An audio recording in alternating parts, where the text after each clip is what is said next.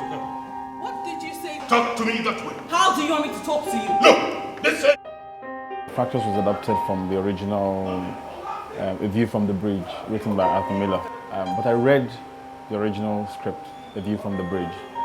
I read it just out of curiosity, just to see the premise, the motivations for the writer, the setting, and to see some of the characters there and how, in the adaptation, how they have evolved. It was mostly bringing it forward into the current times, making it contemporary. So we had to remove a lot of references that were not really related, one to the time and two to the culture. Mikey called me and said that our cousin has arrived. Really? Oh yeah. Angelique!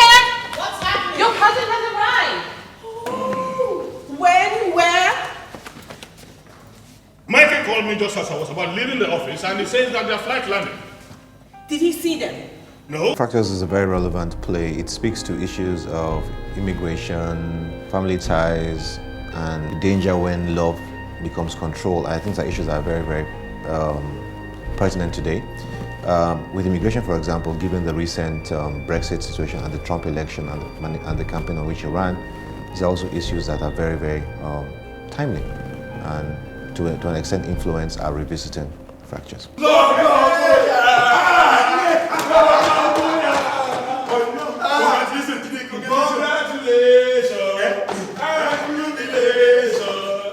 One of the characteristics of theatre is that you can revisit works. Plus, we had a lot of good feedback from the last time that we had it. And it's even more relevant now than it was before because the world has changed a lot in the last 2-3 years. Yeah. Come in. Yes. Yes. Welcome. This is my husband, Idris. I think the timing is right for Nigeria because the whole world right now seems to be an anti-immigrant situation. And also given the problems in Nigeria, the idea of escaping, going to greener pastures is actually much more pertinent now. At the same time, if you juxtapose it against the problems with the anti-immigrant sentiment that's happening right now in Europe and in America, this play also serves to highlight the dangers and the risks involved in illegal immigration. I was quite interested in the theme, the theme of migration, and it's as old as time. Migration never ends. As long as there are people on this earth, they will always have the quest or the need to move from one place to the other. So it drew me to it. I liked the dialogue. I thought I liked the development of the characters in the play and where it landed. Why are you so moody? Well, I guess I don't want to be blamed if anything goes wrong with them. Nothing can go wrong for as long as they know how to keep their head low. Look, Nikki, somebody helped me too when I got here. If I had not left my... Theatre has grown with the audience. We've been able to go from doing what our parents enjoyed to bringing issues that are more relevant to audiences today to the stage. I think the Nigerian audience has actually been very receptive to theatre. If anything, I would say we're actually in a theatre boom right now. In the last 10 years, we've seen, we've had very successful plays, Olorunbi the musical, Sawo the musical, Waka the musical, which, as we all know, debuted on the West End, Love and Recession, which opened to big critical and commercial acclaim just a couple of months ago. In Nigeria, because of our different constraints, budget, we're not able to do what is done abroad. Abroad, you have shows that run for weeks, months. What we want to do is to try and come back with that Broadway culture in a way, bring it to Nigeria. Of course, we can't do it immediately, so we're doing it, starting in small steps. Tell me what? What are you telling me? What is it? What is it? Read it. When did you make this application? Right now, this recession has made it very hard to secure financing for our shows. So what we've done is we've become more creative in the way we raise money. Most shows up until this recession hit were funded through sponsorship, really, because ticket sales really don't cover the cost of your production. Well, I thought that it would be a good... And you did not think it was right for you to consult me before making such a big decision as this? Oh, come on, ID. There was no challenges in trying to adapt it to suit here because I've heard stories, I've interacted with people who have lived abroad, and I've felt a sense of connection with the tragic protagonist of the play, Idris.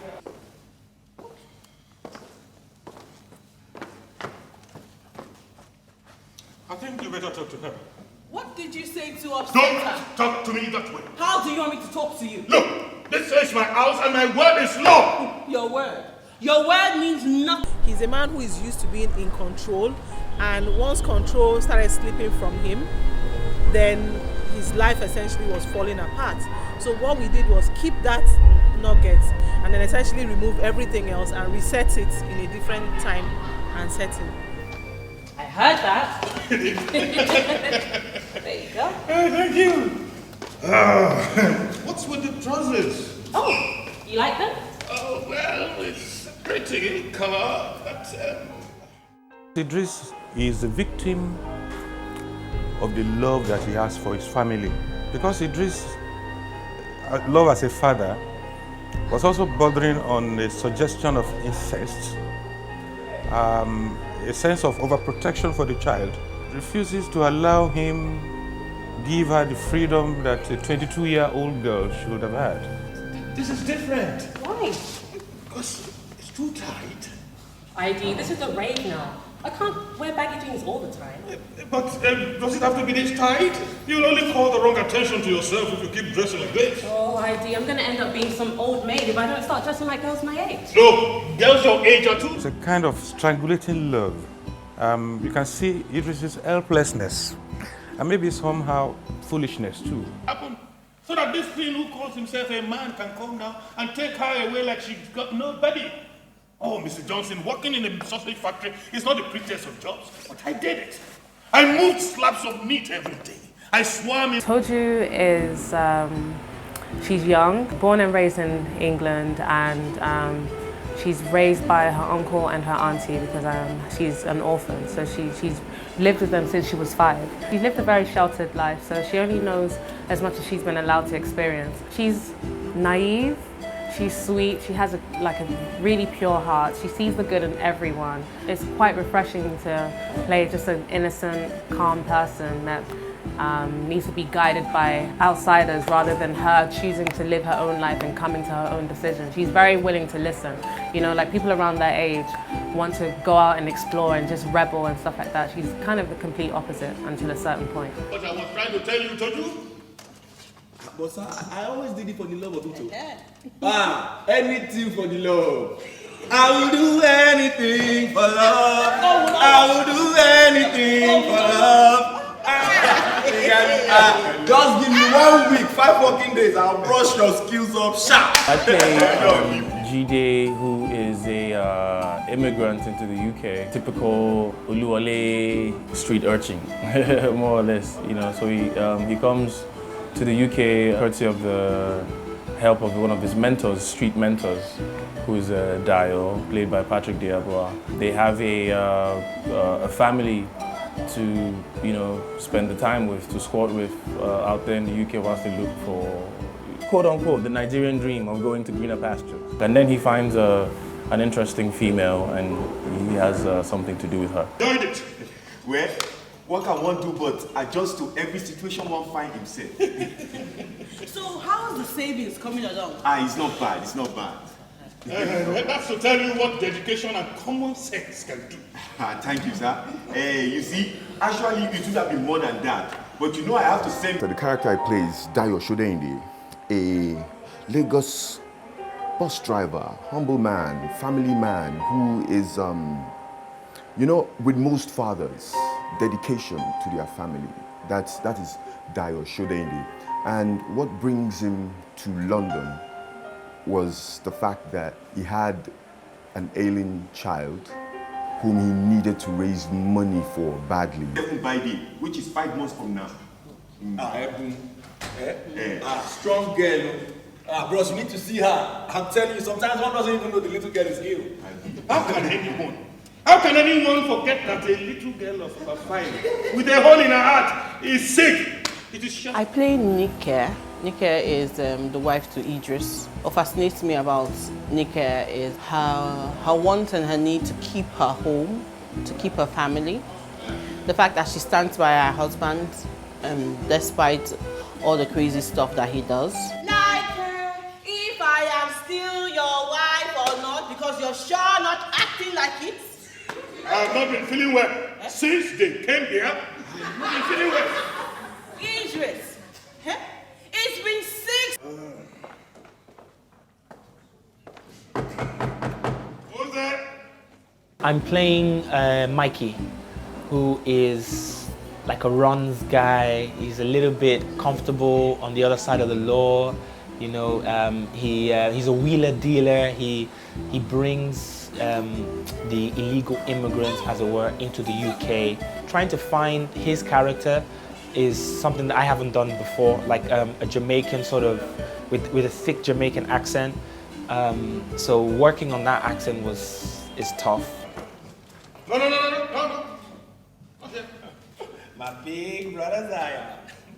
Where the broom, my brother? They went to the tailors, they'll be back. The thing with film, like I love film and I definitely, I love it. But then the thing with theatre is that I guess you can do more. Do you get what I mean? Which allows you to kind of express even more. I can't explain it, but it's just a much more free version of yourself. I've done TV, I've done cinemas, but the thrust of my competence is in the area of stage, theatre, live theatre. So you see these young people coming, most of them coming from backgrounds of television and movie. When you come into that kind of experience working together, the gap is usually there. Experientially, the gratification, you get it right there. You judge yourself or you shoot yourself right there. But in film and television, we have a director, we have cut, we have edit, we have post, we have all that stuff to hide behind. You can remain an image, that actor guy, but theater brings it closer. Yeah, and I'll always do it again, whether it pays well or not. Uncle doubting you all the time. He's the only father I have. Okay. So open your ears, listen to what you're saying now. I mean, if it wasn't so bad, I wouldn't be here myself. Look, babe, the struggle is real. Every day is a different and new hustle. And when you are an actor, at a certain level, there are things that move you to take on certain jobs beyond financial remuneration. So I can see an Arthur Miller. And then the director, the way you learn new things sometimes is to come to people who are maybe a bit younger than you, who are also interacting. So I see myself here doing a refresher course, really. The experience has been quite good. I mean, you have people like Tunji Sotimirun, Rockwell Winla, and being on the same set with people like that, I mean, it's been great. It's been a very fun experience, getting to know all the actors. The director, Kenneth, is just really fun to work with. He's very calm, he listens, and he ensures that all his actors are comfortable, and yeah, he just does what he needs to do to ensure that he brings out the best in all his actors. He's a respectable person. He listens to people. Even though he's a director, he still listens to his actors if there are any loopholes. He brings into the play something that you cannot physically see in the play and enhance the thought process of the writer in a way that you give it some kind of completeness. In the character analysis and in the development of the characters, we have people try out 4 or 5 different ways to play one role, and then we pick the best fit. We don't just let you come with one and then it sits there. It's too easy. Look, bastard. Look, how dare you! Go, please, just go! You will pay for this. I assure you, you will pay for this. Get out of my way! And we do a series of exercises to help with concentration, to help with character development, to help with team spirit as well. So one of them, the distraction game, where actors are saying their lines, but they are distracted by their fellow actors to get them to commit to the process, to get them to remember, to get them to make the words their own. So it's not about remembering your lines, it's about you being the person, and it's your words. If they're your words, you're just saying your words. So regardless of the distractions around you, you're just going to say your words.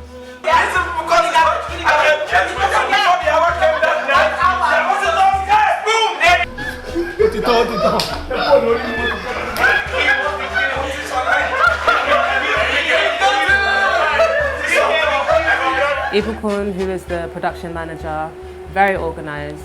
He's always on top of everything, and he always ensures that everyone, you know, is understanding what's going on, ensures that we have our lines, cues us on time. Even though there's a couple of times that he forgets, but then ultimately he's doing an amazing job. 1, you forget your lines, continue, and start. As a stage manager, I needed to be sure that they got their lines, they're up to speed. Because when I first started stage management in school, you know, when I did Moremi and some plays, I always get very angry, you know, that you are coming late for my rehearsals. But you know, when I stage manage bigger shows, even though you want to get angry because job needs to be done, but sometimes you need to really calm yourself down as a stage manager, because if you're not careful, you transfer aggression to the actors, and when you transfer the aggression to the actors, you don't get the best of them.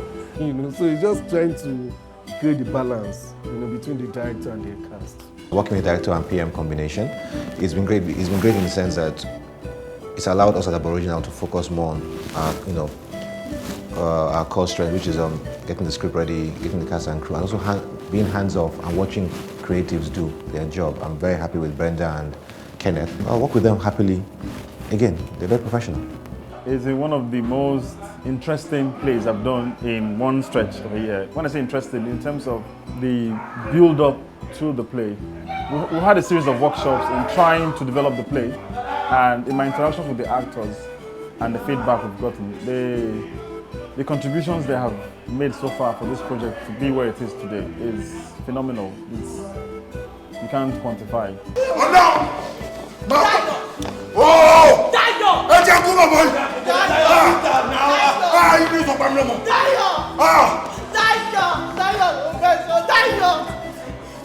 As a whole, theatre has had its challenges. Most people who come to our shows are, you know, they're staunch theatre lovers.